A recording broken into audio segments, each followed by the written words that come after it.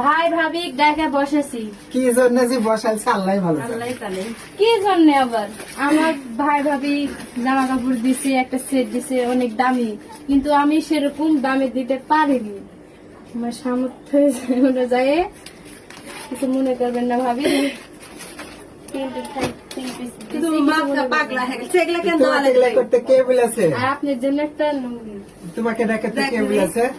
না, যেহেতু আপনি পাশে থাকেন, নিজের ভাই সেরকম মানে আমি তো করবেন। বলেছি আমি তোমাকে নিজের বোনের মতো ভালোবাসি, কিন্তু এগুলা দেওয়ার কোনো আমার একটা অনেকদিন থেকে একটা ইয়ে ছিল যে ভাই আমাকে এত কিছু করে আর আমি এটুকু ইয়ে করতে পারবো না।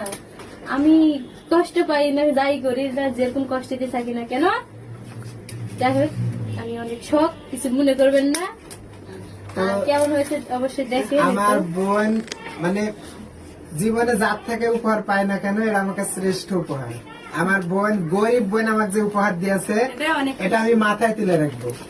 যাও, এটা পরে আমি ঈদের নামাজ তো পড়বো। কি ভাইয়া খুশি হচ্ছেন? আমি অনেক খুশি। খুবই সুন্দর প্রিন্টের দিতে পারছি। কি হলো, খালি লাখ টাকা দিলে হলে শোনো, হয় না। এটা পরে আমি ঈদের নামাজ পড়বো। যাও, কথা দিলাম। ইনশাআল্লাহ খুব সুন্দর। সত্যি আপনিও পড়বেন। হ্যাঁ, তোমার ভাবে এটা পরে নামাজ পড়বে, আমি এটা পরে ঈদের নামাজ পড়বো। তো কথা দিলাম। আপনারা শুনলেন, আপনারা সাথে থাকলেন, তো সবাই ভালোবাসা দিবেন, দোয়া করবেন আমাদের জন্য।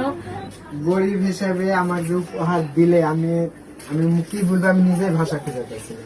আসলে ভাই গরিব হলে তো কি হলো, গরিবের কি করে তোমাকে মধ্যে এগুলা করা হবে? আল্লাহ, আপনি দিয়েছিলেন না রে বাড়ি। তো তাই বললে হয়, শুনো এগুলা কিছু দেওয়া লাগবে না, মন থেকে আমরা তোমার ভালোবাসি, বুঝলে? আমি তো আল্লাহর কাছে ভালোবাসি। দোয়া করি আমার এই আরো বোনটা জীবনে যেন বড় হও। আরো কিছু দূর আগে যেতে পারে, তো সবাই আমার বোনটার জন্য দোয়া দোয়া করবেন। করবেন। সবাই আমার ভাইয়ের জন্য দোয়া করবেন।